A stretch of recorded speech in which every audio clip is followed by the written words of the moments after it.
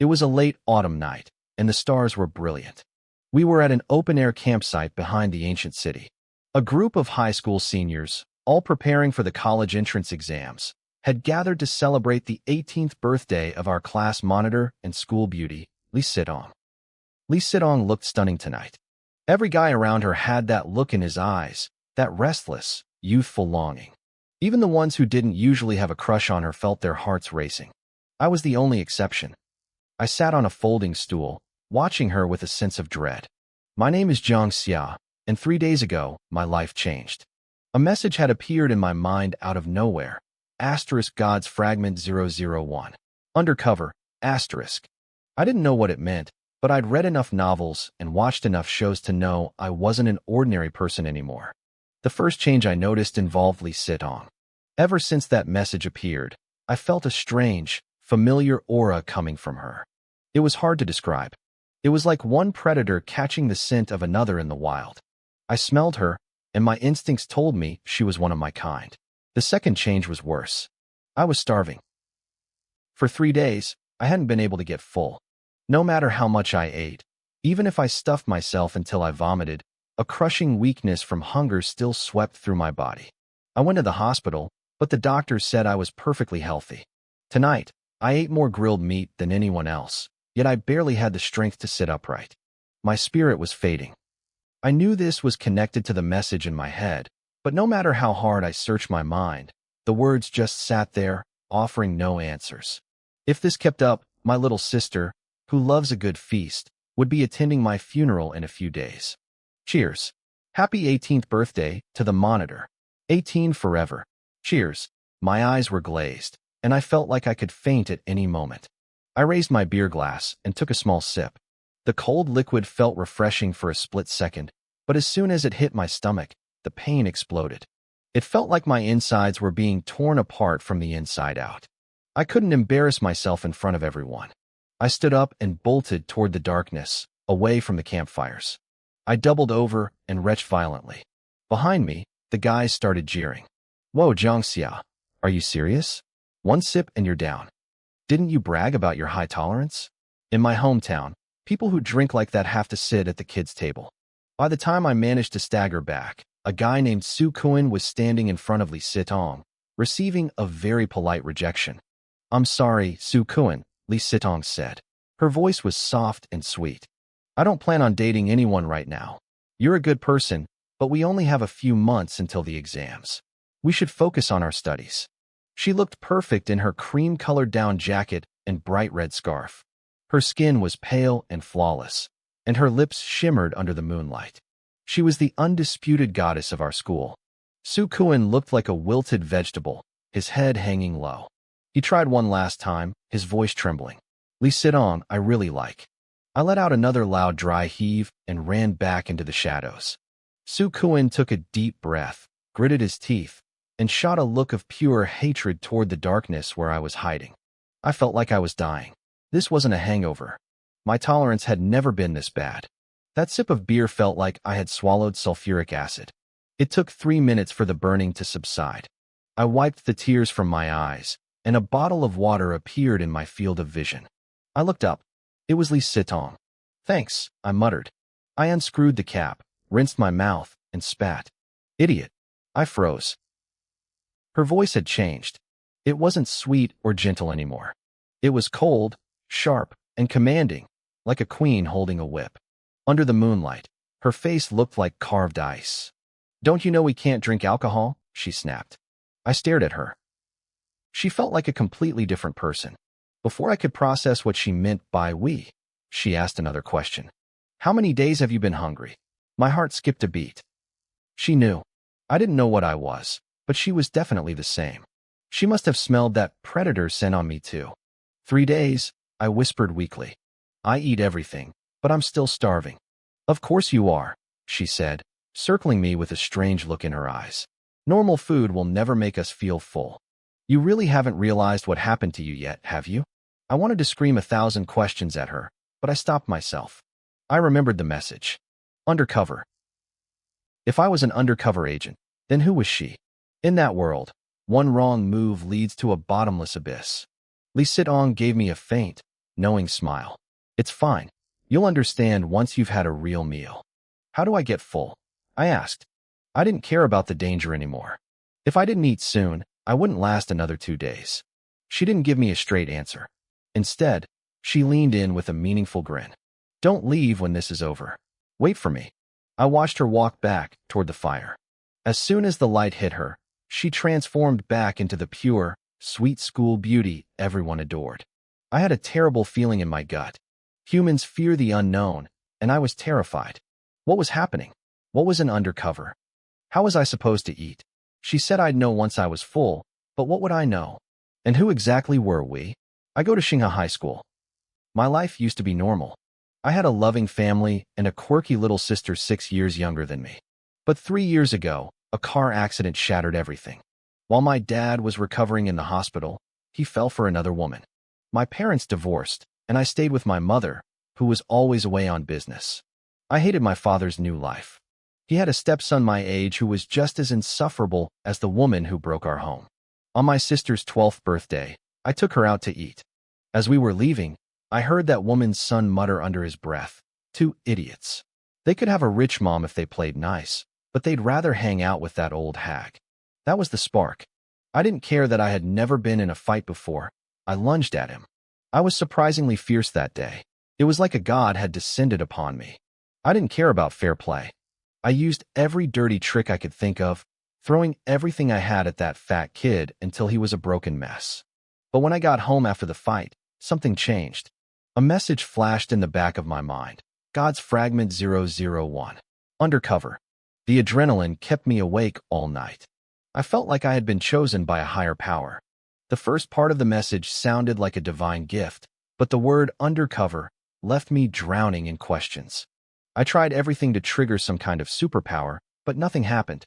The only real change was the hunger. It was a bottomless, gnawing pit in my stomach. For 3 days, no matter how much I ate, I stayed starving. I almost skipped Lee Sitong's 18th birthday party tonight. I was so weak I could barely walk. But I had sensed something from her, a vibe, like we were the same kind. I thought she might be the key to everything. Based on what she just told me, I knew I had made the right choice by coming. The answer was right in front of me, but I wasn't excited. I was terrified. It was a cold, sinking feeling in my gut, the kind of anxiety that warns you something terrible is about to happen.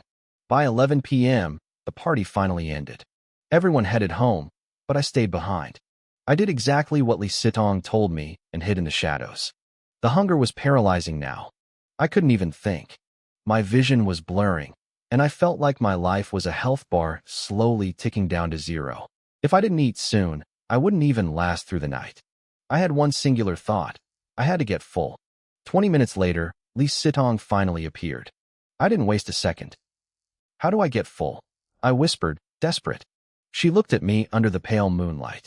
Her lashes were long, and her eyes looked massive and beautiful. She tilted her head.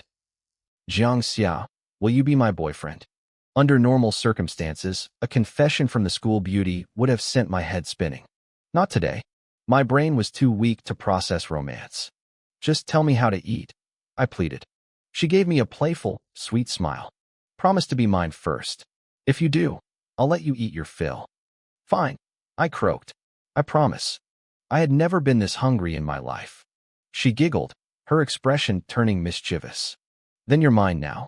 You have to listen to me, okay? Anything. Just tell me. She told me to stay hidden and wait for her signal. I watched her walk out onto the empty, silent road. She looked so fragile standing there, shivering in the cold wind and blowing on her hands to stay warm. Even from a distance, she was stunning. Then, a boy approached her from the upper road. It was Su Kuan. I narrowed my eyes from behind the stone wall. What was he doing here? You came, Lee Sitong said, her hands tucked in her pockets. Su Kuan nodded, looking incredibly nervous. There were too many people earlier. I felt awkward, so... Lee Sitong's face turned slightly red.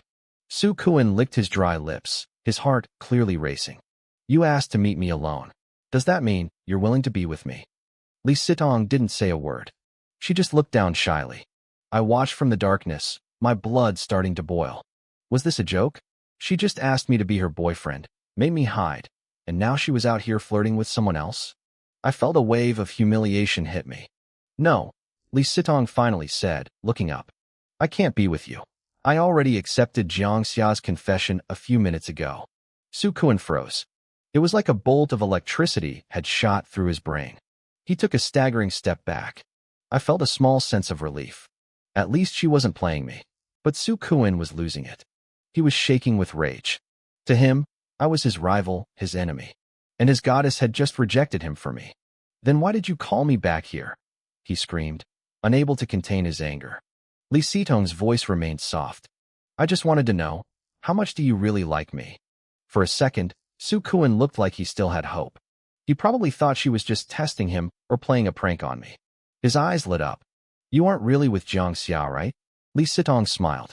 She reached out and gently stroked his face. Her touch looked so tender, so soft. Tell me, how much do you love me? Su Kuan's heart was practically visible through his chest. So much. I love you so much. Li Sitong stared deep into his eyes. Thank you for loving me. Then, she gave him a wicked, predatory grin. Suddenly, a thick, black tentacle erupted from Li Sitong's mouth. It moved with blinding speed, driving straight into Su Kuan's throat. It didn't just pierce him. It tore through the back of his neck, sending a spray of hot blood across the pavement. Su Kuan's eyes bulged out. He was still conscious for a split second, his gaze filled with pure, agonizing confusion as he died. My head spun. My pupils shrunk to pinpricks. I wasn't ready for this. I knew something bad was coming, but I never expected her to sprout a limb from her throat and murder someone. I tried to turn and run, but my legs felt like they were made of lead. I was either too hungry or too terrified to function. I took one step and collapsed into the dirt like a pile of rags. Li Sitong didn't look human anymore. Her mouth tentacle was acting like a straw, slurping up the blood.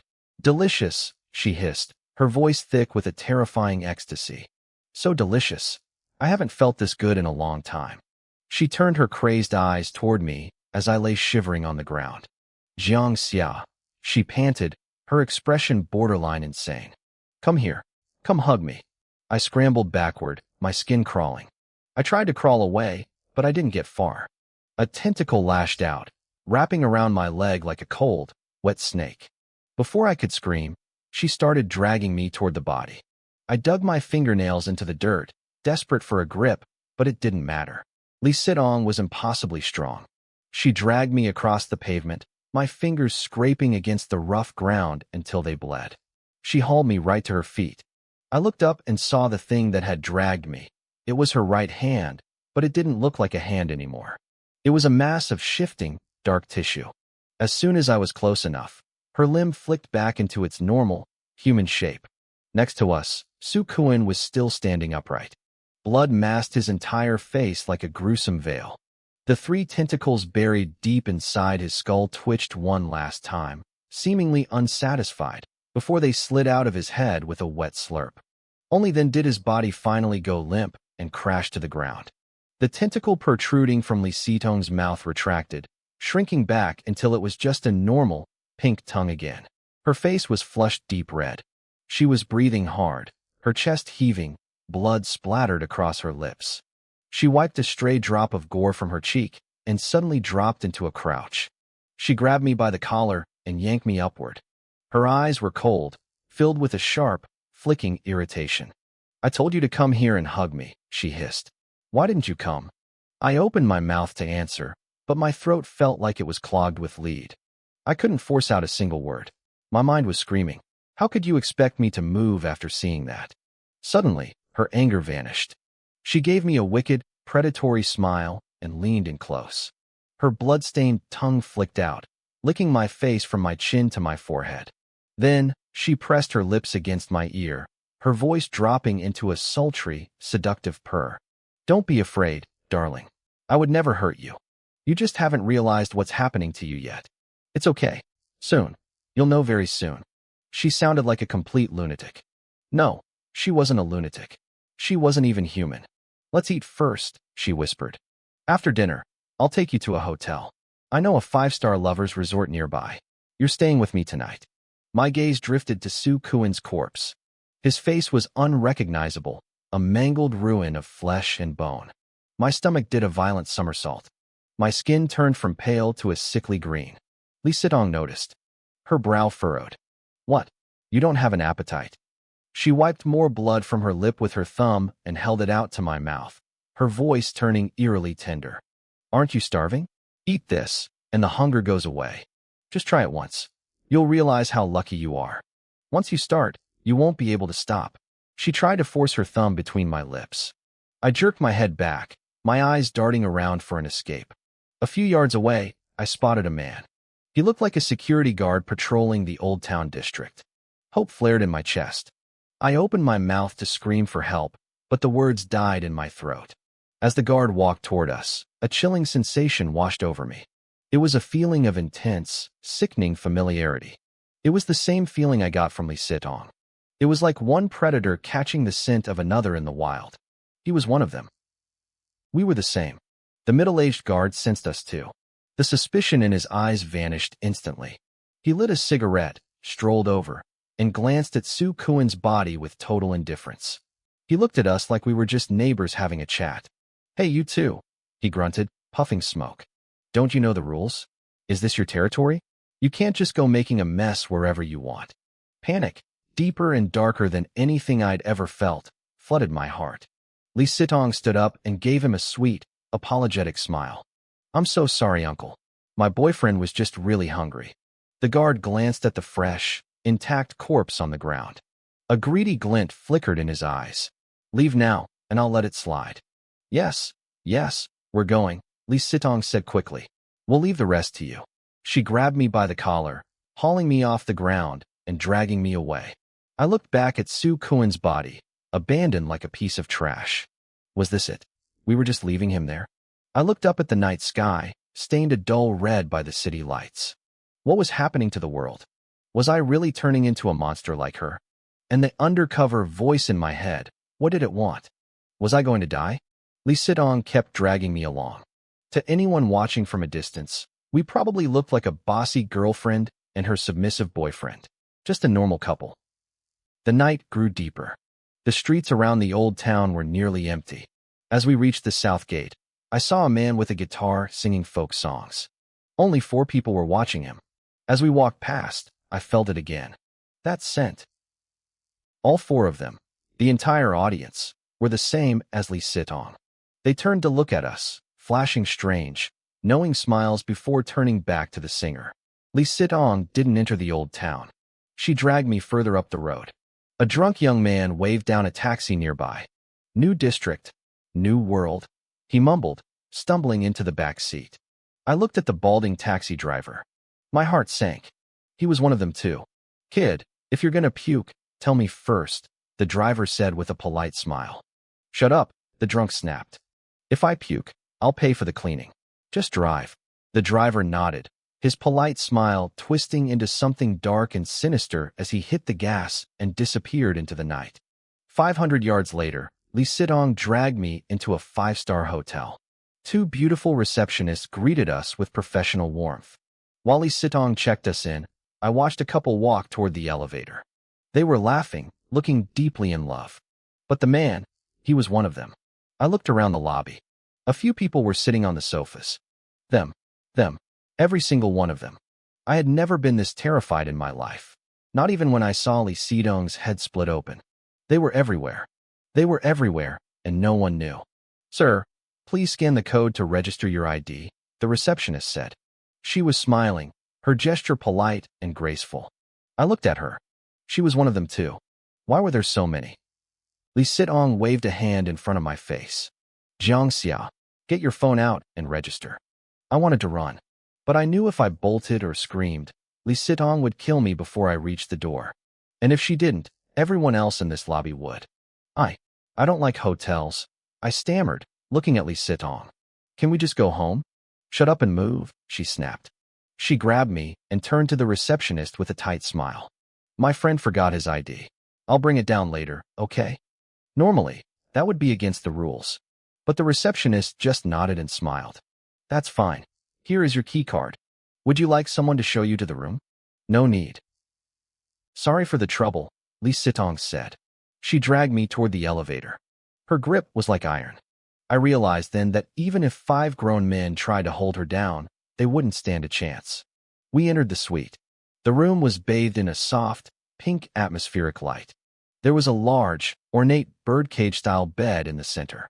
I sat on the edge of the bed, my mind racing, while Lee Sitong, the beautiful class monitor everyone adored, began to undress.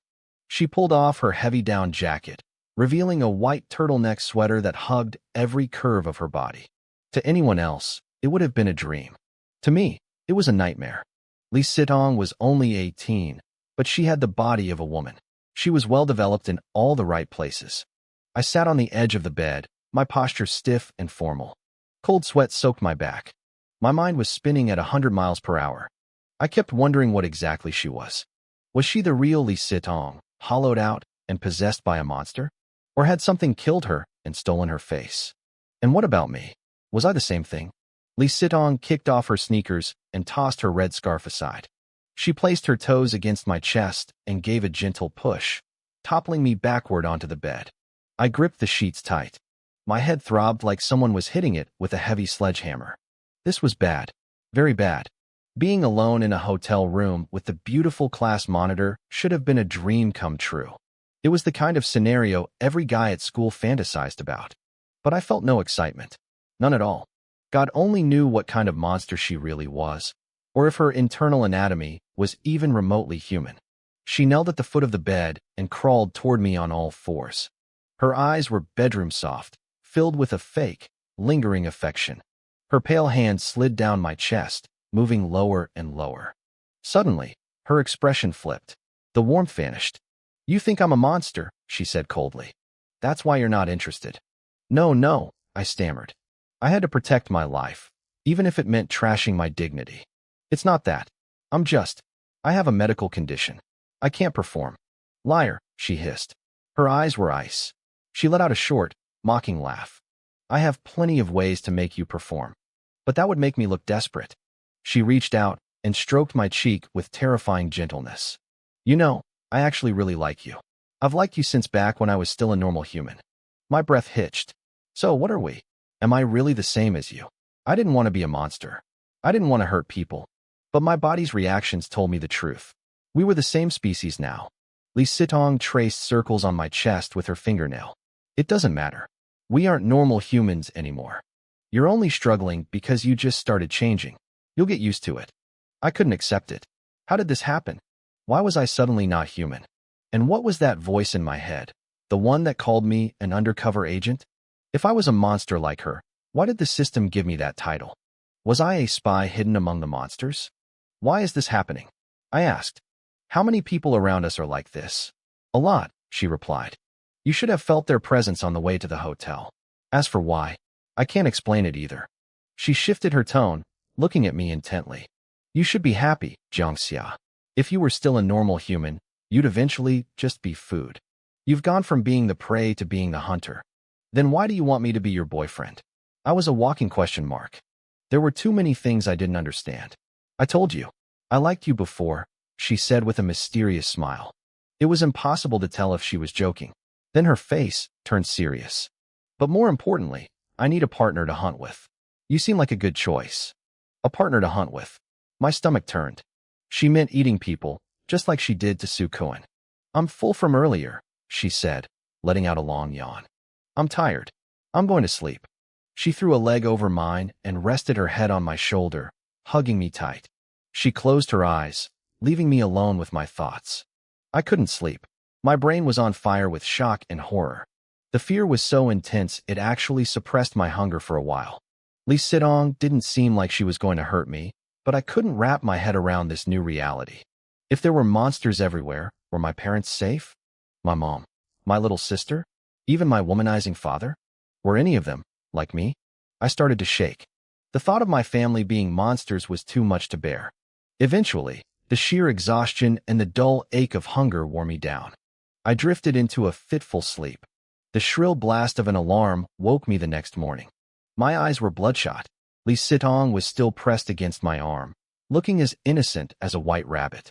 She groaned at the noise and buried her face in my chest, hiding under the covers. I pulled the blanket back slightly to look at her. She didn't look like a man-eater. She looked like a girl. 10 minutes later, she was in the bathroom brushing her teeth while talking to her dad on the phone. "I'm at the hotel, Dad. Just me. Don't worry. You know you can trust me." I stood by the door, my legs feeling weak. When she hung up, I asked the question that was haunting me. "What happens if I stay hungry? If I don't eat?" "You'll lose your mind," she said simply.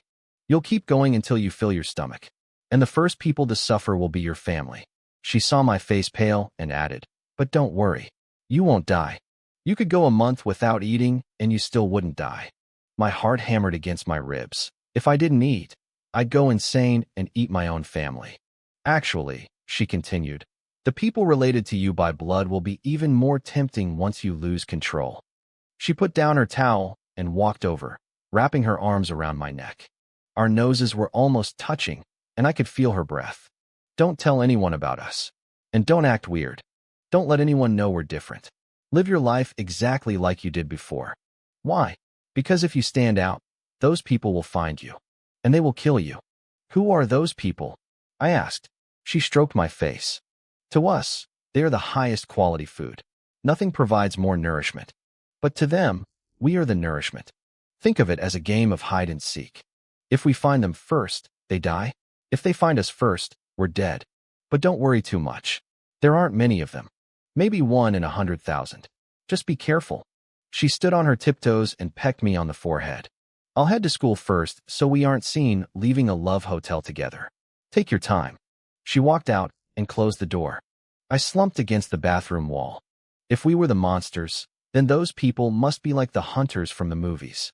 But if I was an undercover agent, was I supposed to be on their side? Suddenly, I heard a strange, wet rustling sound. I looked down at my left hand. My pupils shrank to pinpricks. My hand was changing.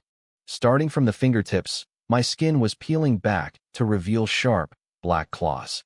My palm turned into something resembling a lizard's hand, covered in dull green scales and coated in a thick, white slime. The transformation was spreading fast, crawling up my wrist toward my forearm. It felt like my arm was being swallowed by something else. And then, the hunger hit. It was stronger than ever. The transformation was accelerating. My entire left arm had become a teal, monstrous limb, swelling to twice its original size. I felt a persistent, crawling itch spread across my face. I sprinted into the bathroom and braced myself against the sink. When I looked into the mirror, I froze. The left side of my face was molting. My eyeball had turned a ghostly, shimmering green, and the pupil was a sharp red vertical slit, like a cat's eye in the midday sun. Teal scales shimmered around my eye socket. It looked like a monster was trapped beneath my skin, desperate to tear through its cage. I managed to pull myself together and head to school. It was the first day of senior year at Xinghua High. I walked into class 1 and saw Li Sitong sitting in the front row. She must have gone home to change, because she was wearing a fresh outfit. We were separated by 2 rows of desks. She had missed morning self-study and only arrived just before the first period. There were 39 students in our class. Only Su Kuan's seat was empty. I took a breath and assessed my situation. The good news was that I had finished the drink Li Sitong left on my desk. My strength was returning. I had a vague idea of what was actually in that bottle, and even though the thought turned my stomach, I had to keep the hunger at bay. If I lost control, the monster inside me would come screaming out. The bad news. The scent of kindred in the classroom had increased. Wang Fei sat directly behind me. Her family was wealthy, and her uncle was the school's director of academic affairs. She loved being the center of attention. Standing over 6 feet tall, she was the class sports representative. She had been on leave for 2 weeks because her younger brother had passed away. The moment I walked in, I smelled it on her. She was like us. And she clearly smelled it on me, too. Before the teacher arrived, she tossed a crumpled piece of paper onto my desk. I opened it. "Welcome to the club." I didn't reply. I tore the note into tiny pieces and stuffed them into my desk. At 8:21 a.m., our homeroom and Chinese teacher, Yang Ruoxue, walked in. She frowned at Su Kuan's empty chair and looked at Li Sitong. "Li Sitong, it was your 18th birthday last night. Did Su Kuan go to celebrate with you?" Li Sitong nodded calmly. "Yes." "Why? Is something wrong? Do you know where he went after it ended?" "I have no idea," Li Sitong said, her voice a perfect blend of indifference and confusion. Did something happen to him? I watched her, stunned. How could she act so normal? She looked like a complete outsider who knew nothing. I realized then that Su Kuan probably wasn't her first victim. She was too practiced. It's nothing, the teacher said, looking worried. He just didn't come home last night. His family is frantic. Does anyone else know where he went? The students looked at each other and shook their heads. Su Kuan's best friend spoke up. After the party, I asked him to head back with me, but he said he wanted to take a walk alone. I haven't heard from him since. All right, continue with your lessons. The teacher nodded to the English teacher waiting at the door and left. As the English teacher stepped in, Li Sitong stood up. Class, rise. Good morning, teacher. The moment I sat back down, another note hit my desk from behind. I opened it. Wang Fei had written, Su Kuan tasted pretty good, didn't he? My vision blurred. The image of Su Kuan's gruesome death flashed in my mind. I ignored her, shredded the paper, and shoved it away. A few seconds later, a third note was passed down from the front. The handwriting was sharp, pressing deep into the paper. It was from Li Sitong. Asterisk, watch out for Wang Fei. She's dangerous. Asterisk. The rest of the morning was a daze. I didn't hear a word the teacher said. I realized I didn't really need to study for exams anymore. At 11:45 a.m., the lunch bell finally rang. The math teacher dragged the lesson on for 5 more minutes before dismissing us. As soon as he cleared the door, Wang Fei leaned forward and hooked her arm around my shoulder. Let's go, she said, her voice full of false bro energy. Let's grab lunch. She looked like a normal, athletic girl. There were no outward signs of what she was. But my senses had sharpened. I could smell a faint, metallic scent of blood clinging to her. Jiangxia, let's go eat. Li Sitong was standing by the podium, her hands tucked into a hand warmer. The noisy classroom went dead silent. Everyone stared at her, then at me. Wang Fei's grip on my shoulder tightened. She didn't let go. Whoa, class monitor. Did I hear that right? You're asking Jiangxia to lunch. Li Sitong didn't answer her. She just stared at me. I patted Wang Fei's hand and whispered, Sorry, Wang Fei. Brotherly bonds are important, but I can't turn down a sincere invitation from the monitor. No way. Wang Fei laughed loudly. Don't tell me you two are a thing. The classroom erupted. Some people cheered, while the guys who had crushes on Li Sitong looked like they wanted to die. Wang Fei, stop. Li Sitong snapped, her face turning red.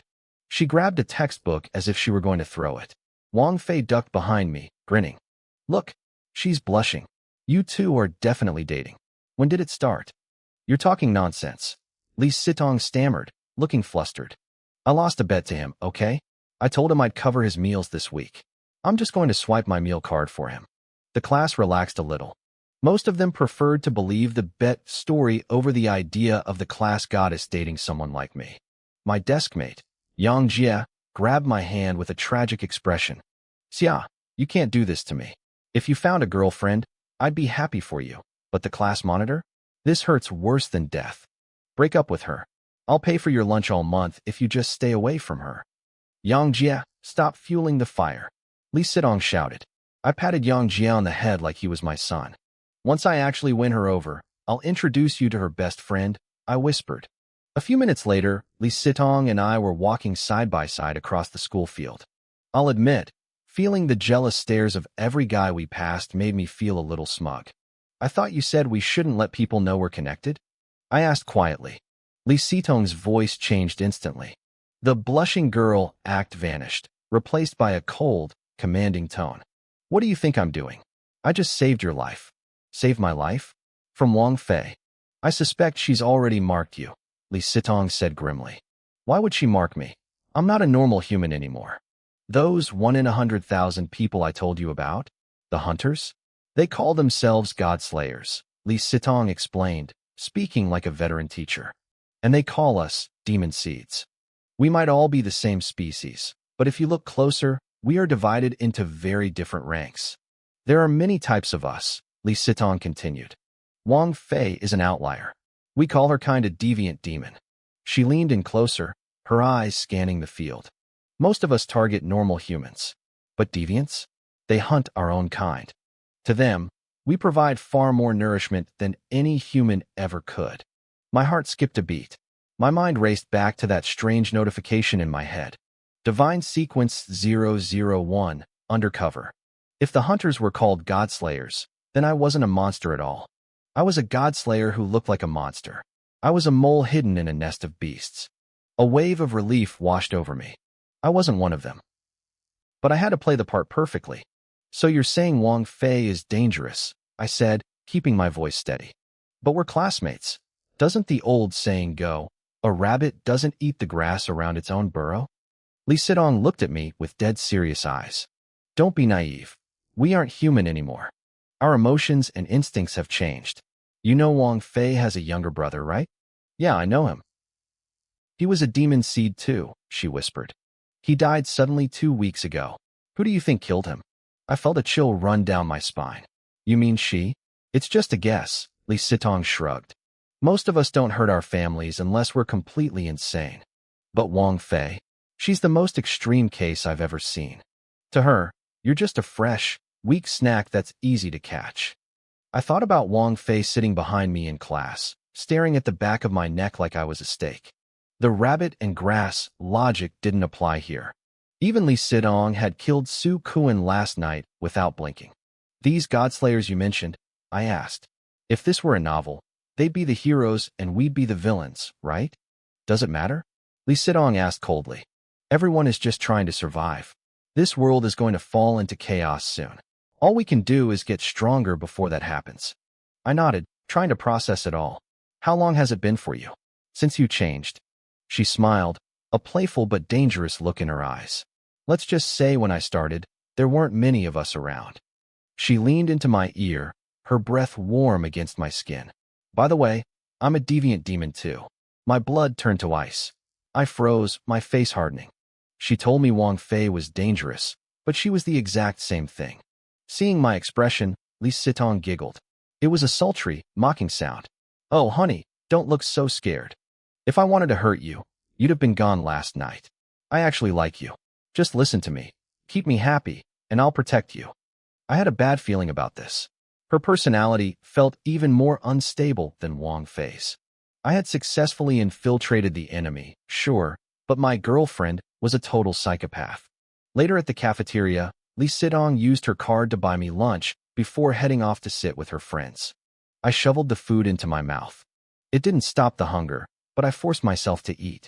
If a Godslayer saw me eating and never getting full, they'd flag me as a monster immediately. I couldn't tell the hunters I was an undercover agent.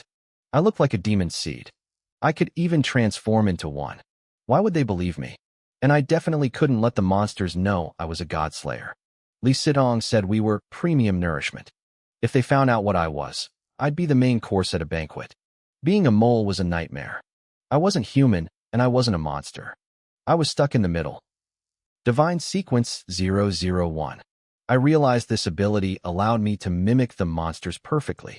But did it do anything else? I still felt the hunger. My mind was human, but my body demanded food. I couldn't bring myself to eat. I kept eating. The food tasted good, providing a bit of mental comfort even if my stomach felt like a bottomless pit. I could probably win a competitive eating contest right now, as long as my stomach didn't literally burst. The cafeteria was packed with nearly 2,000 students. I was still weak, so I couldn't sense others from a distance. But once a demon seed came within 100 meters, I felt them. In this room alone, I counted more than 10. 10 monsters in one school. If they ate once every 2 weeks, that was 20 victims a month. If they ate weekly, the numbers were staggering. And this was just one school in Xinga City, a place with 10 million people. Li Sidong was right. The world was on the brink of collapse. There were probably people fighting to maintain order in the shadows, but for how much longer? I needed to figure out how to get stronger. Monsters grew by eating humans. I refused to do that. There had to be another way for a Godslayer to level up. At 9 p.m., after evening study sessions ended, I hopped on a bus. I wanted to check on my sister. I was more worried about my family than myself. But as I sat down, I saw a familiar figure board the bus right behind me. It was Wang Fei. This wasn't her route home.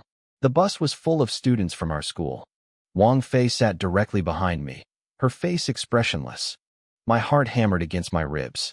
A cold sweat broke out across my back. I knew why she was here. She was waiting for me to get off so she could find a quiet place to finish me. I tried to think. Lee Sidong said monsters don't reveal themselves in public. I was safe as long as I stayed on the bus. But the moment I stepped off, I was dead meat. Fighting her wasn't an option yet. I needed to run. As the bus slowed down and the doors prepared to close at the next stop, I bolted. I lunged toward the exit. But before I could even stand up, a powerful hand slammed onto my shoulder, pinning me back into the seat. Wang Fei leaned her head close to my ear, her grip like iron. "Don't move," a low voice hissed in my ear. "There's an awakened on this bus." My heart skipped a beat. An awakened? I realized then that Wang Fei hadn't followed me to kill me. At least, not yet. She was hunting the hunter. To monsters like us, the energy provided by an awakened was the ultimate prize. It was far more potent than any normal human. I hope she doesn't think I'm the target, I thought, my palms sweating. My phone buzzed in my pocket. In Xinghua First High, day students were allowed to bring phones, though the class monitors usually collected them during school hours. It was a message from Wang Fei. "You're being watched by that awakened," the text read. I typed back frantically, "Who? Where?" "Sitting near the front," she replied. "The woman with the bag of oranges at her feet." I glanced up, trying to look casual. A woman in her early 30s sat near the driver.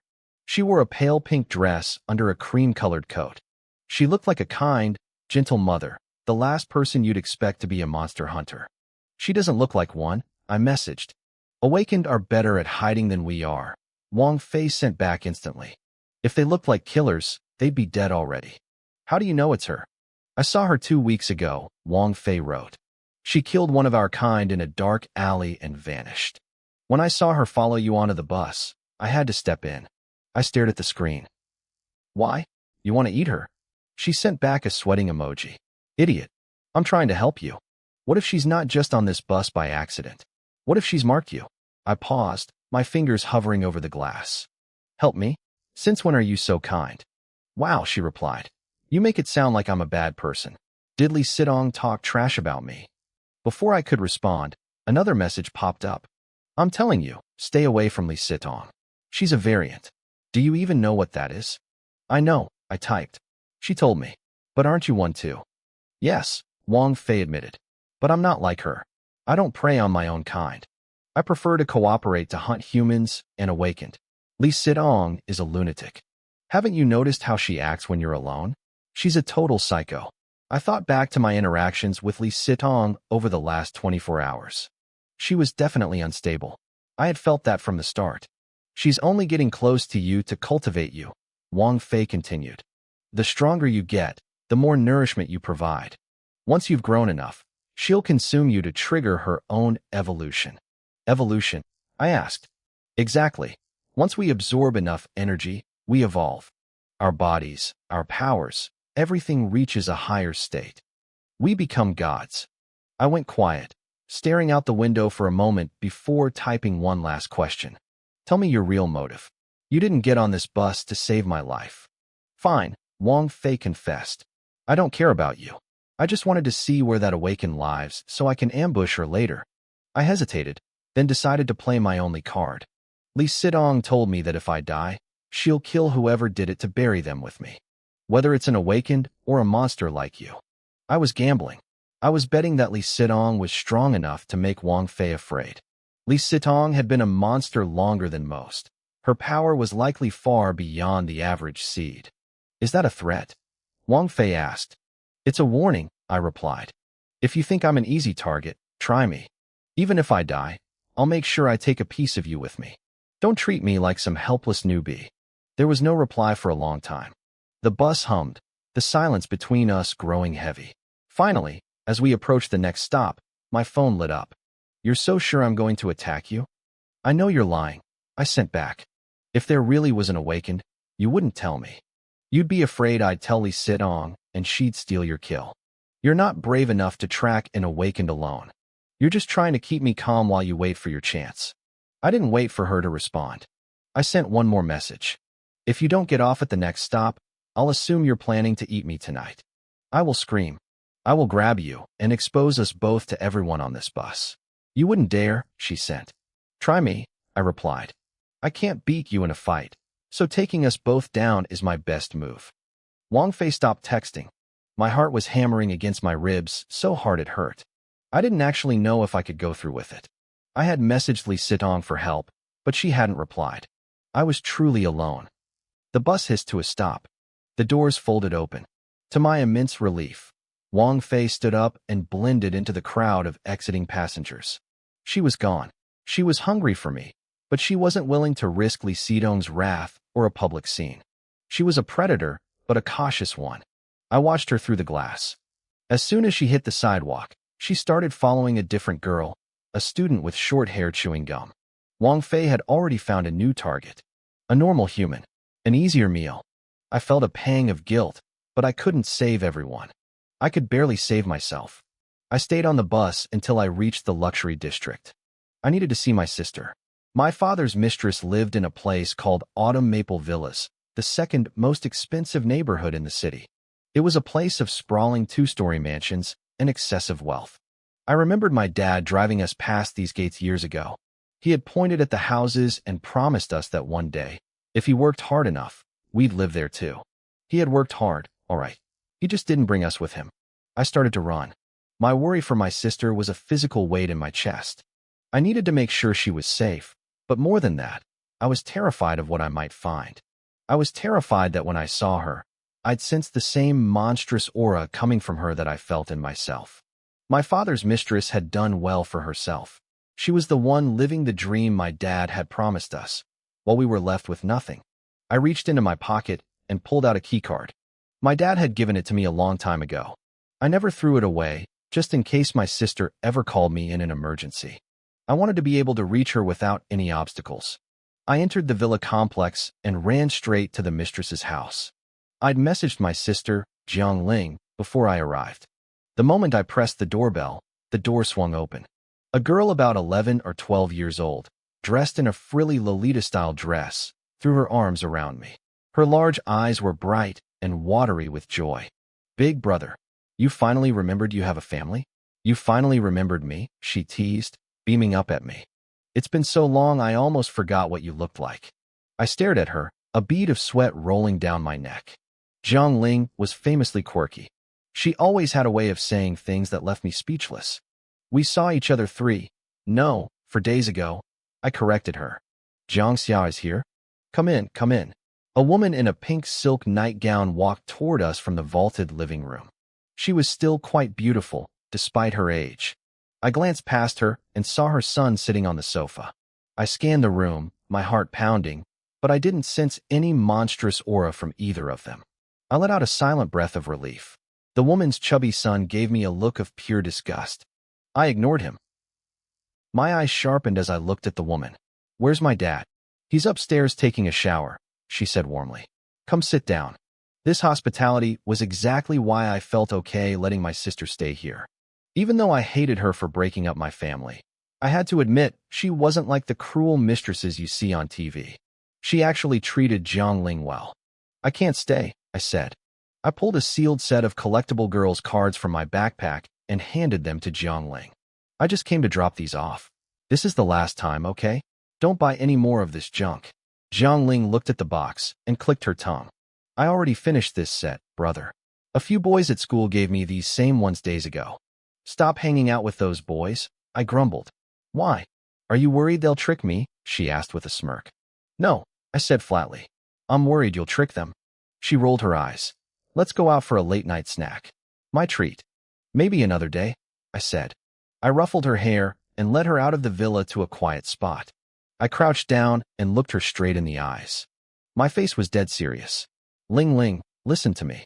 You have to remember what I'm about to tell you." Seeing my expression, Jiang Ling froze. Her eyes started to turn red. "Brother, did something happen? Are you in trouble?" "I'm fine. I just need to warn you. Starting today, you are not allowed to go out after dark. Even during the day, don't go anywhere isolated. Stay where there are crowds. And from now on, don't trust anyone except me. Don't ask why. Just listen." She didn't understand, but she nodded, soaking in every word. I reached into my pocket and pulled out a small bottle of high-purity alcohol. I pressed it into her hand. "If you go out, spray this on yourself. A lot of it. Demon seeds hated the smell of alcohol. It wouldn't kill them, but Lee Sitong had told me that predators usually avoided tainted meat if they had a cleaner choice. It was like choosing between a steak dropped on a dirty floor and one fresh on a plate. It wasn't a perfect shield, but it was something. "Brother, you're scaring me," she whispered. "Don't be scared. Just tell Dad what I said, but don't go spreading it around to others. Call me every night. And if you go out, text me exactly where you're going. You don't move until I say yes." I wanted to take her with me, but I knew she was safer here. This neighborhood had over 30 security guards and a police station nearby. No low-level monster would be stupid enough to hunt here. As long as she didn't wander off alone, she'd be okay. I made an excuse about having a test the next morning and left. But I didn't head home. I started walking through the villa complex, trying to sense if any other kind were lurking nearby. It was a huge area, but I didn't care how long it took. I needed to know my sister was safe. I circled half the neighborhood and felt nothing. I was just starting to think the place was clean when I hit a crossroads. Suddenly, two distinct monstrous auras hit me at once. One was coming from a brightly lit villa to my right. I turned to look at the villa on my left, but before I could react, a figure blurred toward me. My heart nearly stopped. I was grabbed in a tight embrace before I could fight back. "Honey, did you miss me that much? You followed me all the way here." I exhaled sharply when I realized it was Lee Sitong. My confusion took over. "What are you doing here? Why wouldn't I be here?" She pointed to the villa on the left. "This is my dad's place." She looped her arms around my neck, grinning. "What about you? What are you doing here?" I was just taking a walk," I stammered. "A walk all the way out here?" Her voice turned soft and dangerous. "Let me guess. You're here to see your sister." My stomach dropped. How did she know? Had she been following me? Or did she have some design on Jiangling? "You know my sister lives here?" I swallowed hard. Lee Sitong's gaze suddenly turned cold. A flash of murderous intent flickered in her eyes. "So you really are here for another woman? Not for me." I froze. "No, that's my sister. She's my sibling. Are you really getting jealous over that?" She was insane. A total Yandra. Her personality was shifting into something far beyond a normal human's. Seeing her dark expression, I realized I might be putting Jiangling in danger just by being here. I had to pivot.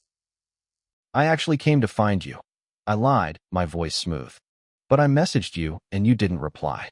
I was just wandering around and realized my sister lived nearby, so I stopped in. I never thought I'd run into you like this. It must be fate. We really are a perfect match."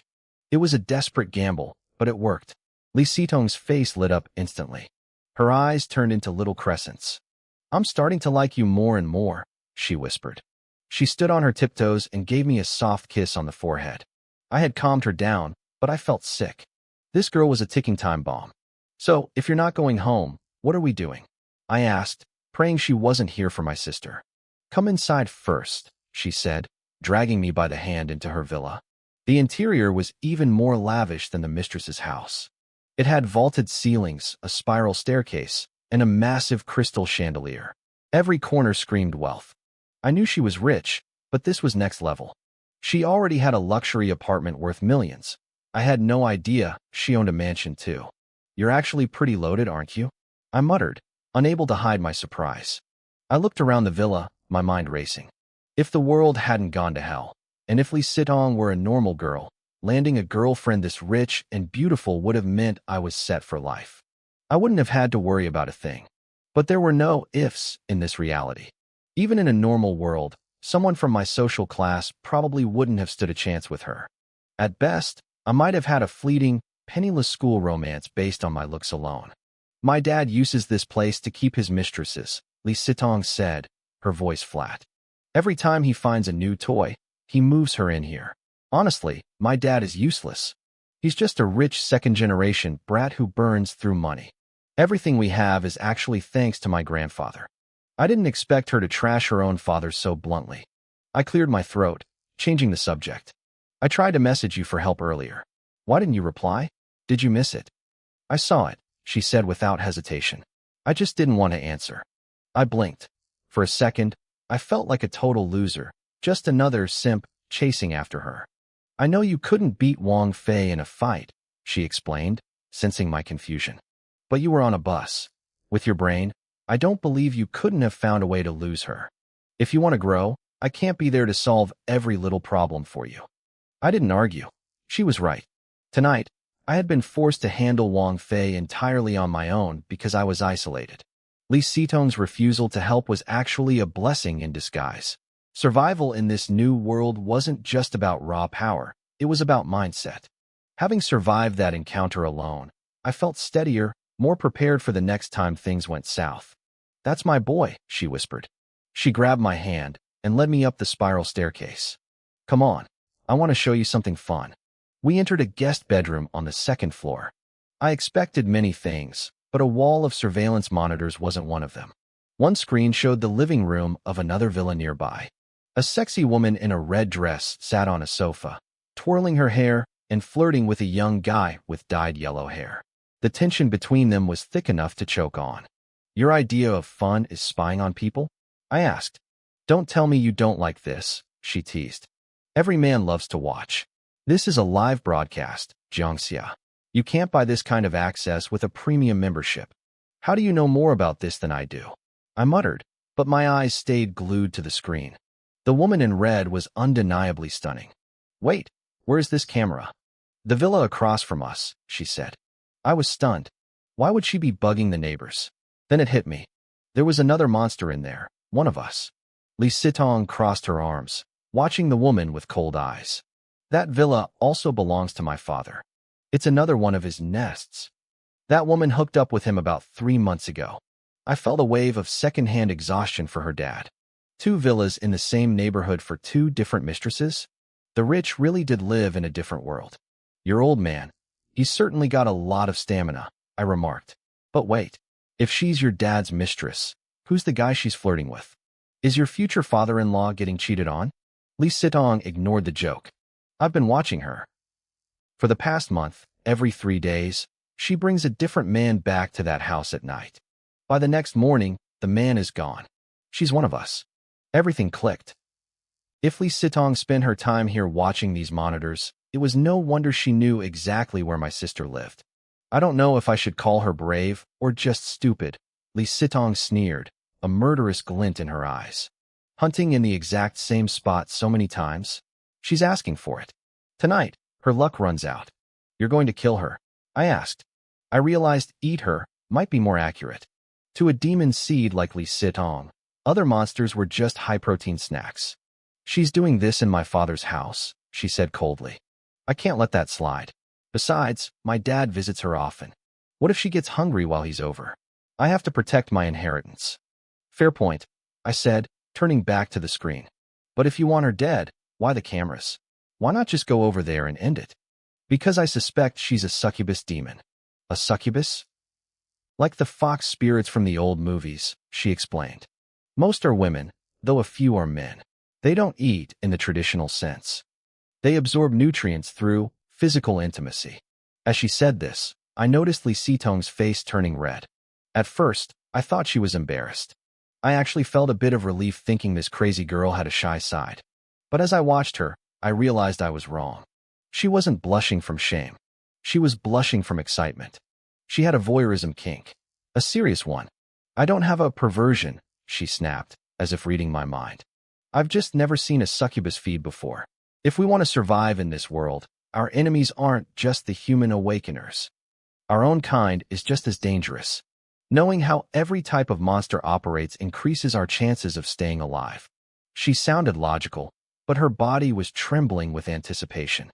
I nodded, though I was bracing myself for something disgusting. On the screen, the flirting stopped. The woman climbed onto the man's lap. The atmosphere turned heavy and carnal. I felt Li Sitong's grip on my hand tighten. She wasn't excited by the sex. She was waiting for the transformation. The woman's fingers began to curve and elongate. Her skin turned a sickly, deep sea green. Her hair didn't just grow. It seemed to retract into her skull and then explode back out as wet, seaweed-like tendrils. Her spine began to bulge and throb, as if something was trying to burst through her back. Then, jagged green bone spikes erupted from her vertebrae. A low, vibrating hum, like a school of deep-sea fish, echoed through the speakers. She looked like a nightmare dragged up from the bottom of the ocean. Lee Sitong clicked the mouse, switching the camera to a front-facing angle. The woman's face was gone. In its place was a bulbous fish head with eyes the size of fists, leaking a thick, white slime. Her jaw unhinged, revealing rows of needle-sharp, white teeth that spiraled deep into her throat. The young man didn't even have time to scream before the fish-headed monster lunged. The monster's jaw unhinged a full 180 degrees, a cavernous maw opening wide. From above, she clamped down, swallowing half of the man's head in a single bite. Her internal teeth acted like a meat grinder, rotating in rhythmic, sickening circles. The sound of those teeth grinding against his skull was like fingernails scraping a chalkboard. It made my skin crawl. Deep red liquid sprayed from the corners of her mouth, coating the man's entire body. He thrashed violently, his frame convulsing in a desperate attempt to break free. But it was useless. He looked like he was nailed to the sofa, pinned down by a strength that defied physics. I watched him struggle, his movements becoming weaker by the second. This was 100 times more insane than what Lee Sitong had done to Su Cohen. I felt a surge of bile hit the back of my throat and gagged, my face turning a shade of green. I didn't want to look weak in front of Lee Sitong, especially since I was the man in this situation, but my stomach couldn't handle this level of gore. Then again, why was I even comparing myself to her? The woman was a literal psychopath. I was new to this world. It was only natural that I wasn't adjusted to seeing a human head turned into mulch. I tried to steady my breathing. I had prepared myself mentally for something bad, so the transformation itself hadn't broken me. It was still nothing compared to the sight of Lee Sitong's tentacles sliding down Su Cohen's throat the night before. But then reality hit me. This was happening less than 30 meters away from where we sat. A shiver ran down my spine, cold as ice water, starting from my scalp and freezing me all the way to my toes. Lee Sitong continued to watch the screen with intense focus, her eyes shining with a lingering, dark excitement. I, on the other hand, couldn't stop my hands from shaking. 2 minutes passed. Lee Sitong reached under the desk and pulled out the keyboard drawer. Resting on top of the keys was a 20-centimeter military combat knife. She picked it up and held it out to me with a wicked, playful smile. "Go," she whispered. "Kill her." I froze. I looked at the fish-headed freak on the monitor, then at the blade in my hand. "Me?" I pointed at my chest, my voice cracking. I didn't understand where she got this sudden confidence in me. This felt like a suicide mission. It was like a general sending a foot soldier to take down a dragon with a toothpick. Lee Sitong stood up, her eyes never leaving mine. "You go through the front door to distract her. I'll climb through the back window and take her by surprise." "Do you even hear yourself?" I hissed. "You're overestimating me. With my current strength, I won't last a second. Besides, I'm starving. I don't even have the energy to fight." I waved my hands, trying to back out. This wasn't the time to play hero. Lee Sitong smiled faintly. "Don't worry. This one isn't that strong. She won't kill you instantly. The reason I want to sneak up from behind isn't that I can't beat her. I just don't want to make a scene. We need to finish this quietly without alerting the neighbors. More importantly, I want to give you some real-world experience." "I think we should reconsider," I argued. I knew I'd have to fight eventually, but I didn't expect it to be 10 minutes after watching a horror movie. I wasn't ready. "I just came here to check on my sister, for God's sake." Lee Sitong's eyes narrowed into cold, sharp slits. "Do you not trust me?" No, it's not that," I stammered, feeling the temperature in the room drop. I'm not prepared." "Preparation?" she scoffed. "Life doesn't give you time to prepare. If you hesitate now, you'll never grow." She didn't wait for another word. She grabbed my shoulder and shoved me out of the bedroom.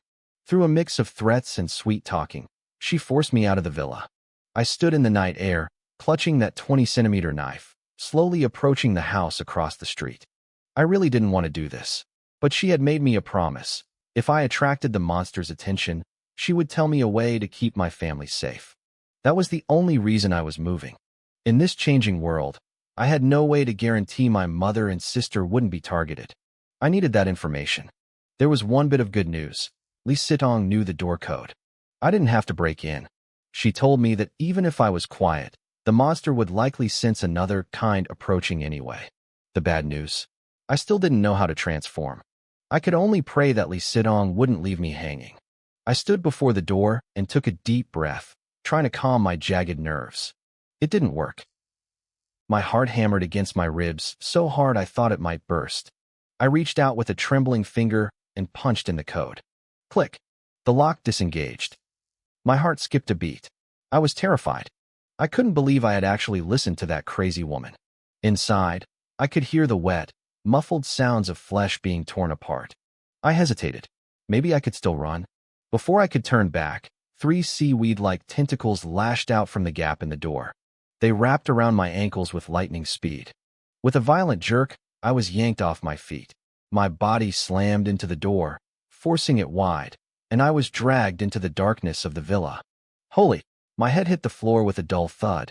I remembered the knife in my hand and tried to saw at the slimy appendages, but they suddenly let go on their own. I scrambled back, only to see the fish-headed monster crawling toward me at a terrifying speed. Her spine twisted and pulsed, emitting that low, vibrating hum. I stared at those fist-sized, bulging eyes.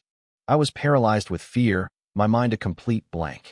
But the instinct to survive is a powerful thing.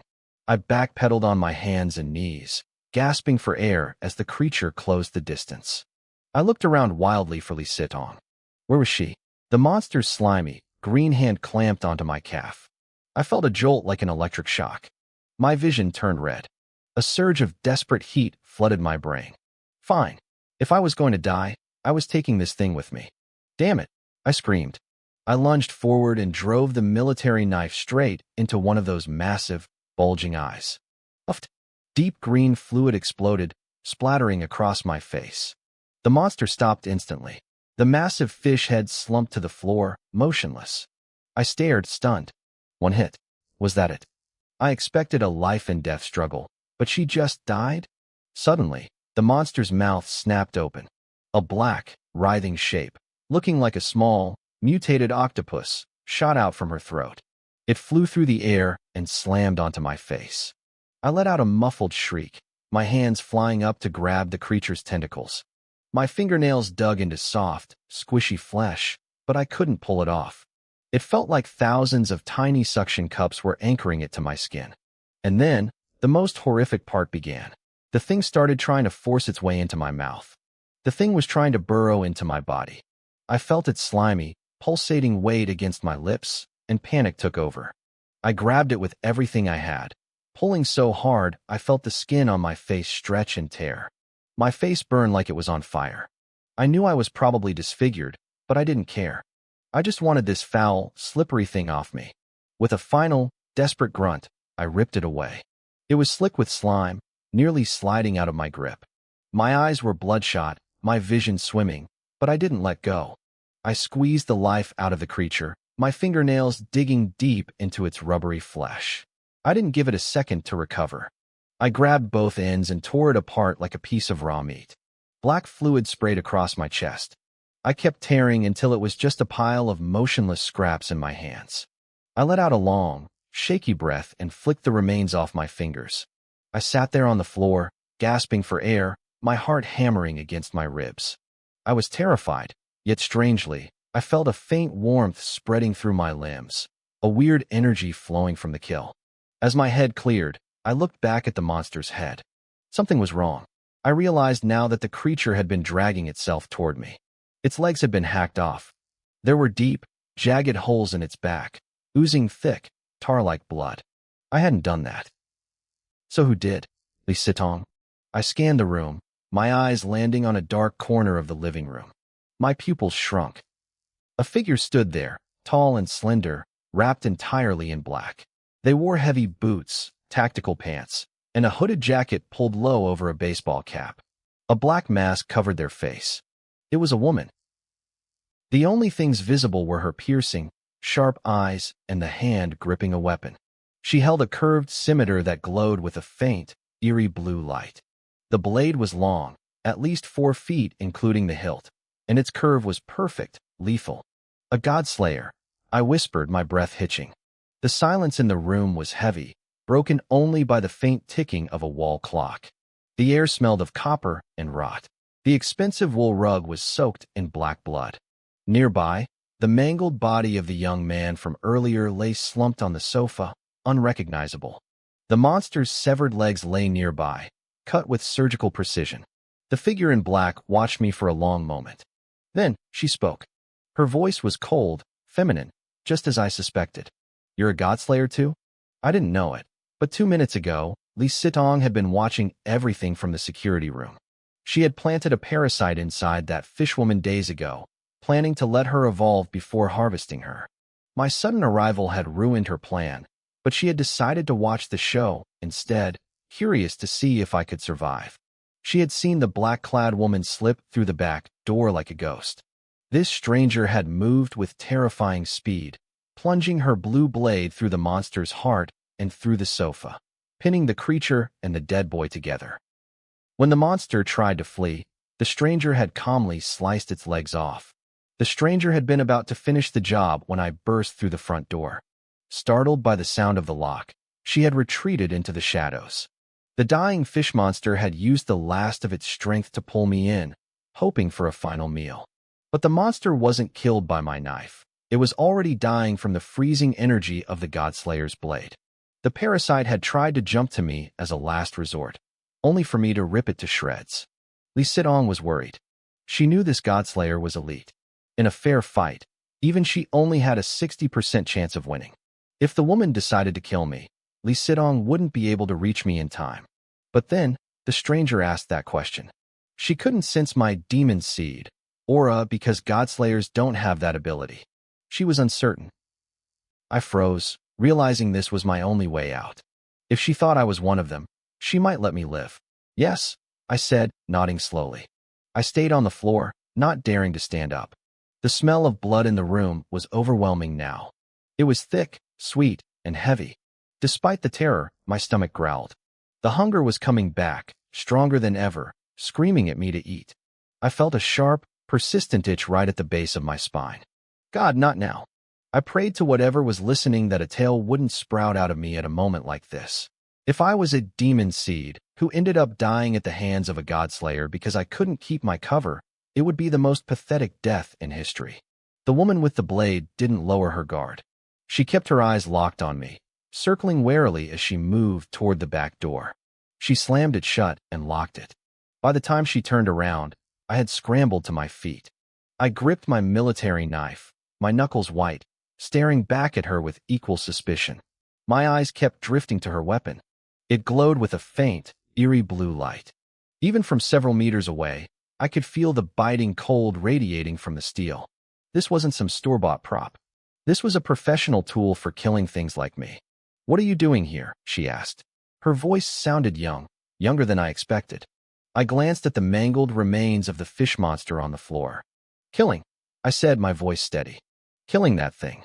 "Then why aren't you masked?" she countered. Her questions hit like rapid-fire punches. "Why no disguise? Aren't you afraid of exposing your identity as an awakened? And how did you know the passcode to this villa?" A cold sweat broke out across my back. A single bead rolled down my forehead. My heart was hammering against my ribs so hard it hurt. Where was Li Sitong? According to the plan, she should have appeared by now. Had she seen the Godslayer and bolted? And how long had this woman been hiding here? When I checked the security cameras just minutes ago, the room had been empty. "I'm talking to you," she snapped. "Why no mask?" I had one. I stammered, trying to look natural. "It fell off outside when that thing dragged me in." She didn't look convinced. She reached into her pocket, pulled out a small glass vial filled with a clear liquid, and tossed it at me. I caught it.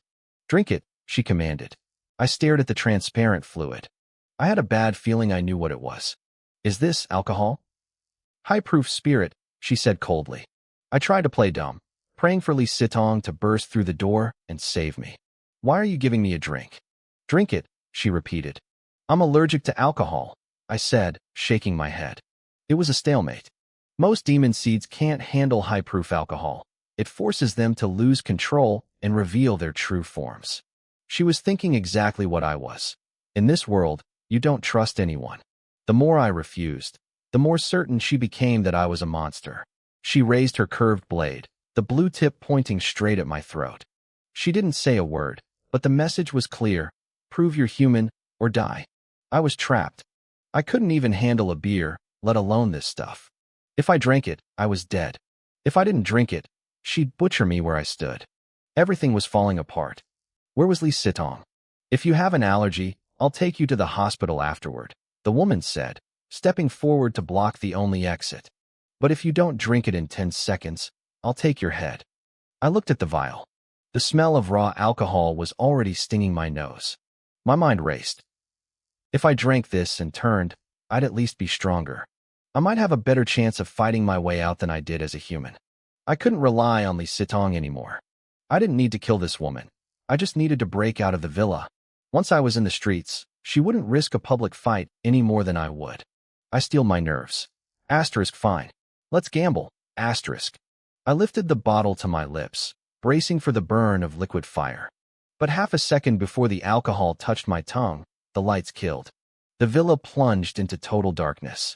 Suddenly, I felt a familiar, predatory presence closing in fast. The sound of a blade whistling through the air tore the silence apart. Streaks of blue light cut through the blackness in beautiful, lethal arcs.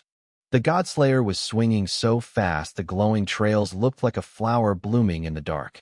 Lee Sitong. I exhaled a breath I didn't know I was holding. As my eyes adjusted, I realized my vision had changed again. It was like I was wearing high-end night vision goggles. I could see everything. Tentacles, countless, writhing tentacles, were lashing out everywhere. They originated from a humanoid shadow in the corner. 3 tentacles tipped with ice-pick points grew from its mouth, while its arms had transformed into long, blade-like whips. More burst from its back. The Godslayer was elite, but she couldn't see in the dark like a monster could. She was struggling to deflect the sheer volume of attacks.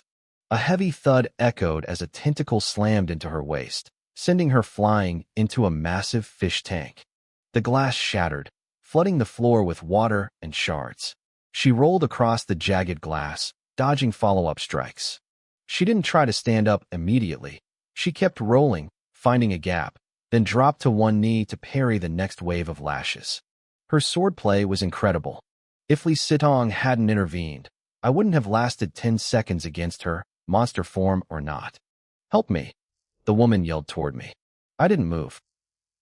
If I was going to help anyone, it wasn't going to be the person who just tried to poison me. I wanted to be the hero, the guy who saves the world like in the stories, but reality was Messier. I knew that if the Godslayer won, I was a dead man. My only hope for survival was Lee Sitong. The woman realized she was outmatched in these conditions. She took several heavy hits to the body, using the momentum to scramble toward the door. She threw it open and disappeared into the night. The tentacles froze. They didn't pursue. A few seconds later, they retracted back into the shadows. She got away. Lee Sitong's voice drifted through the dark. She sounded frustrated, her tone laced with a hint of genuine anger. Losing the prey right at the finish line left Lee Sitong in a foul mood. I could feel the frustration radiating off her in the dark. "Close the door," she commanded. I obeyed, and as soon as the latch clicked and I turned back around, the lights in the villa flickered back to life. Lee Sitong stood in the center of the living room, licking the blood off her hands with a disturbing intensity. Her breathing was heavy and ragged. She looked like a starving predator that had finally tasted fresh meat after a lifetime of hunger. There was a look of pure, manic ecstasy in her eyes. "Exquisite," she whispered. "Nothing beats the taste of an awakened." Her crazed expression made me keep my distance. I was genuinely afraid that if she didn't feel full, she might decide I was the next best thing on the menu. Why was there an awakened here? I asked from my spot by the door. The immediate danger was gone, but the fact that she escaped felt like a ticking time bomb. My lips were dry from the adrenaline, and my heart was still hammering against my ribs like a trapped bird. Lee Sitong didn't stop until every drop of blood was gone from her skin. Only then did she look down at the woman lying on the floor, the fish-headed monster. Except, she wasn't a monster anymore. She had reverted to her human form. She had been a beautiful woman, nearly a perfect 10, but the knife wound I'd planted in her, I had turned her face into a gruesome, bloody mess. "She was coming for her," Lee Sitong said, nodding at the corpse. "We just happened to get caught in the crossfire. Does that mean my identity is exposed?" I asked, my voice tight with worry. "Am I in trouble?" Li Sitong looked at me, her gaze unreadable. It depends on whether she decides to hunt you. She's badly hurt, though. She won't be making any moves for a while. She walked over to me and snatched the bottle of high-proof liquor out of my hand. She sniffed the sharp, stinging scent of the alcohol and held the bottle up to the light, inspecting it. She was smart. She knew better than to trust anyone blindly. "Throw it away," I said, covering my nose. "The smell is disgusting." "Throw it away? What a waste." Li Sitong looked at me with a sudden, mischievous smirk. I blinked. I looked at the bottle, then back at her wicked grin. A very bad feeling started crawling up my spine. I knew that look. It was the look of someone about to do something terrible for their own amusement. "I just remembered I'm an awakened too," I blurted out. "I should probably go." I turned to bolt, but Li Sitong was faster. She hooked her arm around my neck, locking me in place. "Babe," I pleaded, struggling against her grip. "I'm your boyfriend. Your official, legitimate boyfriend. You can't treat me like this." "Just one sip," she cooed. "Just one. Do you even hear yourself?" I tried to pry her fingers off me. Out of the corner of my eye, I saw her bringing the bottle toward my lips. A sudden image flashed in my mind, Pan Jinlian feeding the poisoned soup to Wu Dalong. This wasn't a drink. This was an execution. This stuff is strong enough to kill a man. What is wrong with you? "Babe, just one sip. If you take a sip, I'll take a sip. How about that?" "No." Li Sitong frowned, looking genuinely annoyed. "You see those couples on the street?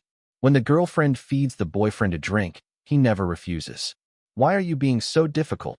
I grabbed her hand, looking her dead in the eye. "Listen to me. Let's stop hurting each other. Put the bottle down. I'll buy you milk tea, the kind with the extra-large pearls." She huffed. "That woman asked you to drink, and you were going to do it. I ask you, and you refuse? Am I not even as good as her?" I stared at her. Was she seriously comparing herself to a professional assassin? How is that even a comparison? Why isn't it? We're both women. I'm your girlfriend.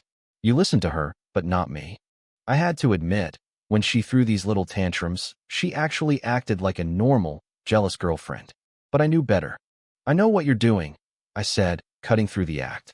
"You want to see what I look like when I transform." I was starting to figure out the pattern to her madness.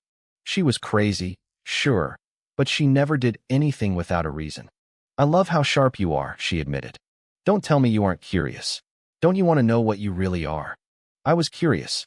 Actually, I was dying to know. But did it have to involve drinking paint thinner? Is there no other way? "You're the type who can't control your body yet," she explained.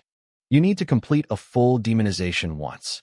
After that, you'll be able to shift at will." I looked at the bottle. So, I really didn't have a choice. "Besides," she continued, "you have to drink this. Not just now, but often. You need to build a tolerance. You need to be able to suppress the discomfort within 5 minutes of drinking.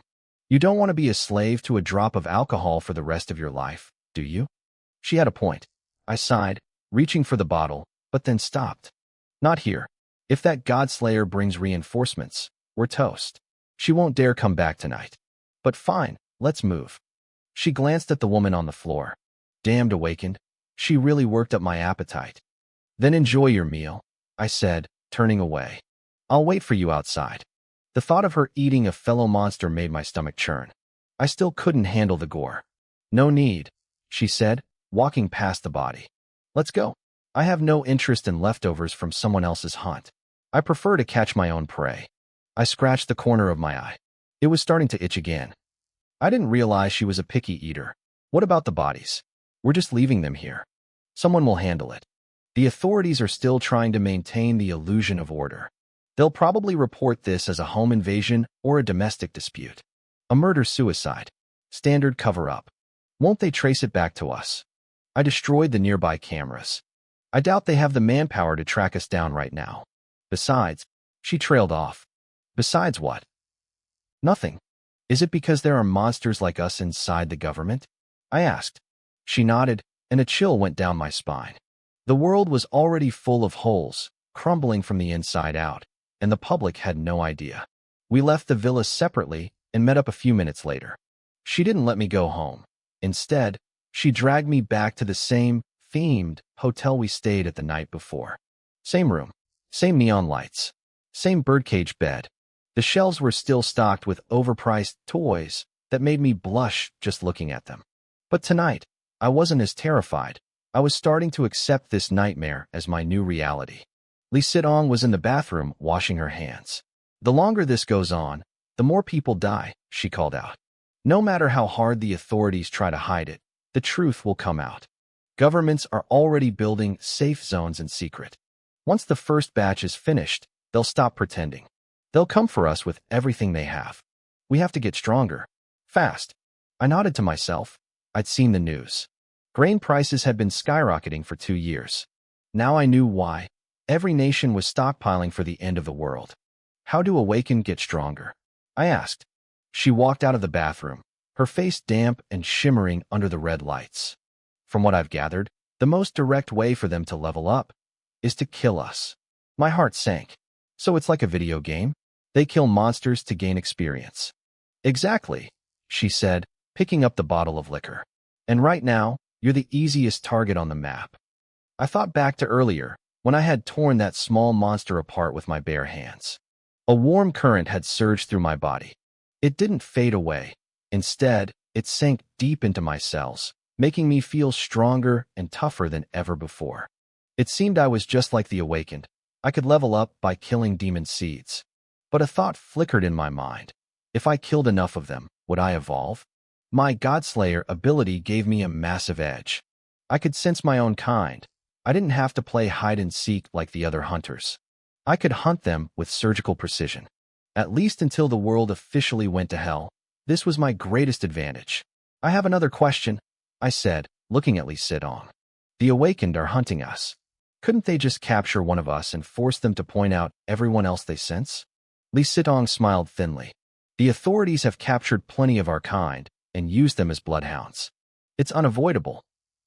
But we're not really hiding from the government agencies. We're hiding from the rogue Awakened. They aren't the same thing? I asked. Some work for the government, she explained, but most are lone wolves. They hunt in small groups of 3 or 5.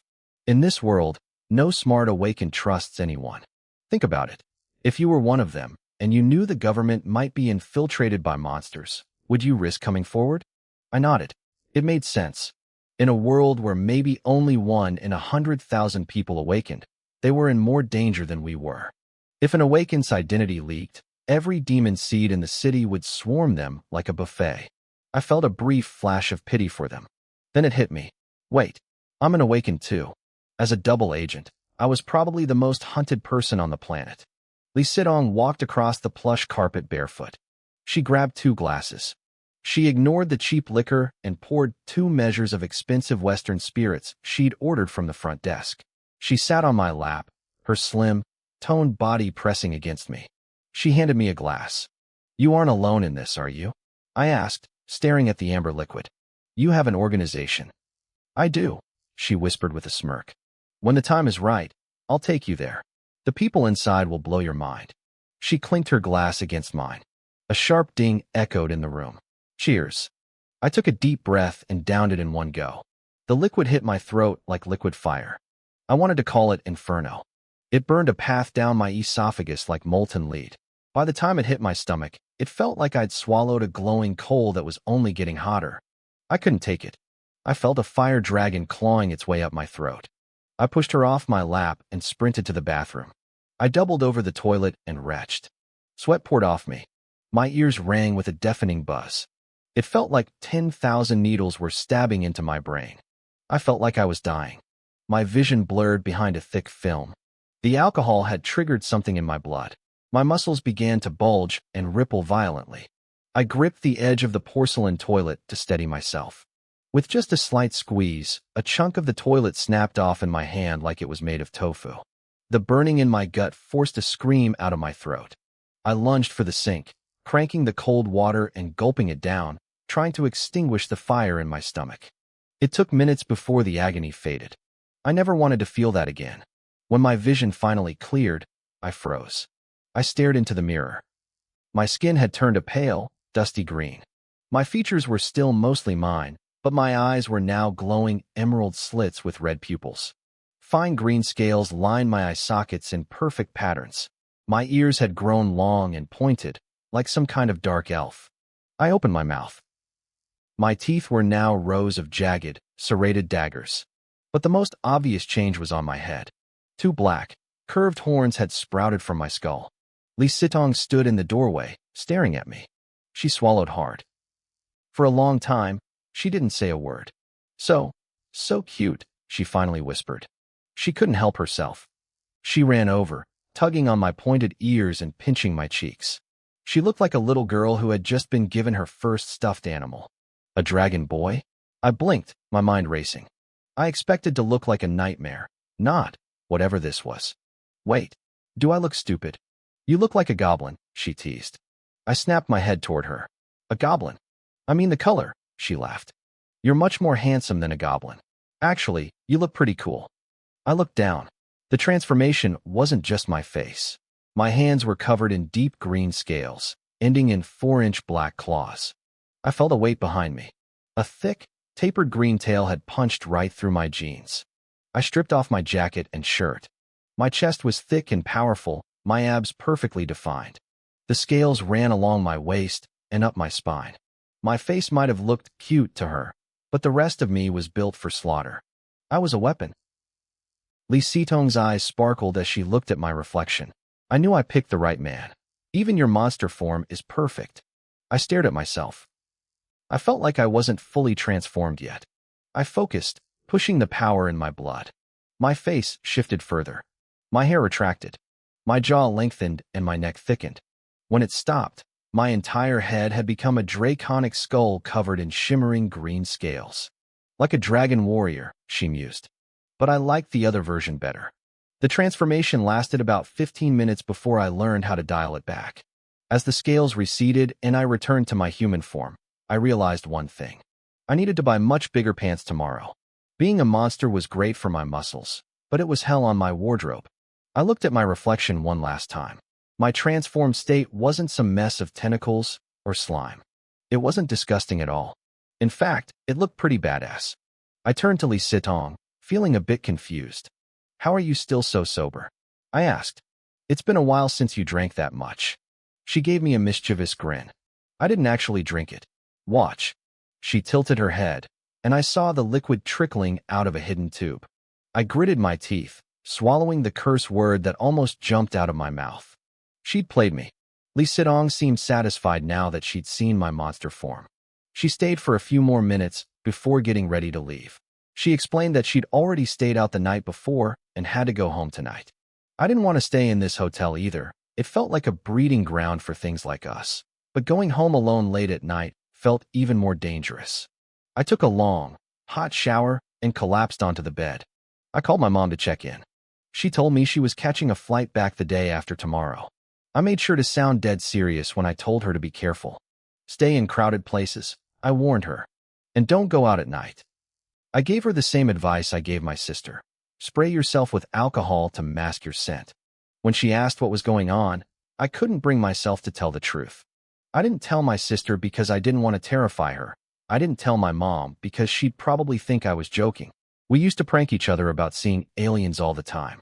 If I told her the truth over the phone now, it would just be another boy who cried wolf story. Once she promised to stay safe, I hung up. Exhaustion hit me like a truck, and I fell into a deep sleep, chased by a gnawing, bottomless hunger. The next morning at 6:30 a.m., a light rain was falling.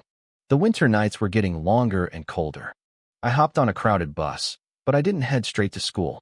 I went home first to change my clothes, then made it to class just as the sun was beginning to peek through the clouds. The morning was lonely. The seat next to me was empty. My desk mate, Yang Jia, had been caught smoking in the bathroom right after morning study. Now she was stuck standing in the dean's office as punishment. The standing wasn't the embarrassing part. It was the fact that the teacher was making her write, "I will never pick up cigarette butts from the bathroom floor to smoke again 100 times. The biggest surprise, however, came after the rain stopped. Wang Fei actually invited me to play basketball. I couldn't believe the nerve of this guy. He was a master actor. Last night, he was literally hunting me, ready to tear my throat out, and today he was acting like we were best buddies. I turned him down, partly because I hated his guts, but mostly because I was starving. I spent the entire day glued to my seat. Aside from eating a meager lunch and going to the bathroom, I didn't move. The hunger was a physical weight, making every step feel like I was wading through lead. I knew Lee Sidong had food that could fix this, but I couldn't bring myself to ask. I was terrified that if I crossed that line once, I'd never be able to stop. I had to find another way. I wasn't a real demon seed. I was an undercover human. The idea of eating my own kind still made my stomach turn. It was Friday, which meant no evening classes. School let out at 4:20 p.m. I hopped on a bus heading toward the Autumn Wind Villa area. The night before, while I was on the bus, I'd caught a scent through the window. It wasn't fragrant in the normal sense, but it made my mouth water. It didn't smell like human blood. I had a feeling the source of that smell might be the answer to my hunger. If Wang Fei hadn't been tailing me last night, I would have jumped off the bus right then to investigate. As the bus reached the same stretch of road, that specific scent hit me again. It flooded my brain. "Driver, stop!" I shouted. The doors hissed open, and I bolted out, bags swinging on my shoulder. I was at a crossroads in a quiet part of town. There were no tall buildings for miles, and the narrow streets were choked with traffic. Usually, traffic police had to direct the chaos here every afternoon. I wasn't familiar with this area, so I pulled up a map on my phone. To the southeast lay an industrial zone, a forest of steel factories and towering chimneys belching white smoke. Hundreds of thousands of families in Xinghe City relied on these plants. The smell was coming from right there. I looked toward the factories, my enhanced senses locking onto the source like a radar. I zoomed in on the map and froze when I saw the names of the facilities. Slaughterhouses. There were several livestock processing plants in that direction. Was the smell that was driving me crazy just animal blood? Even though it was hundreds of meters away, my monster senses, sharpened by starvation, picked it up perfectly. It was almost embarrassing. Back at the school cafeteria, I could tell exactly which girls were on their periods just by breathing. But something didn't add up. Lee Sidong had told me that only humans could satisfy a demon seed's hunger. She said nothing else worked. I looked around at the sea of factory workers in their uniforms, then gritted my teeth and started walking toward the industrial zone. I finally stopped outside the gates of a massive slaughterhouse. This was it, and the air was thick with the heavy, metallic scent of livestock blood. My heart hammered against my ribs. If I could survive on animal blood, everything would change. Maybe this was a gift for being an undercover monster. I was so hungry my legs were shaking, but I forced myself to stay calm. I needed to test this immediately. I hailed a taxi to take me to the nearest live poultry market, 10 minutes away. Normally, a student like me with a 150 yuan weekly budget wouldn't dream of wasting 10 yuan on a taxi, but I was desperate. While in the car, my phone buzzed. It was a message from Lee Sidong. "Where are you? Come out. I'm taking you to dinner." I knew what dinner meant to her. It didn't involve a restaurant. It involved picking a random person off the street. Last night, she'd told me she wanted to take me on a practice hunt over the weekend. But I didn't need to hunt anymore, or so I hoped. "No thanks," I texted back. "I'll find my own way to get full." "No," she replied instantly. "This is your first time.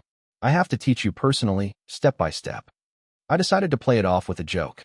"Is it possible we don't need to hunt? Your family is rich, right?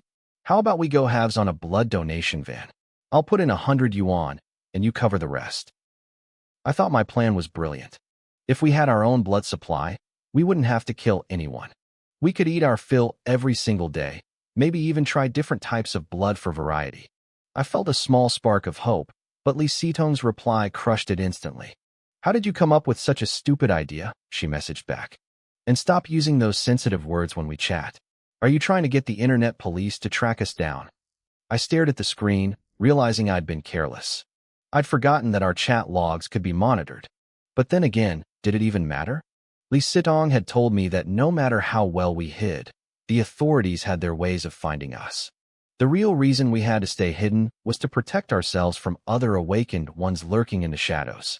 These hunters grew stronger by killing demon seeds like us. They knew the world was spiraling into chaos.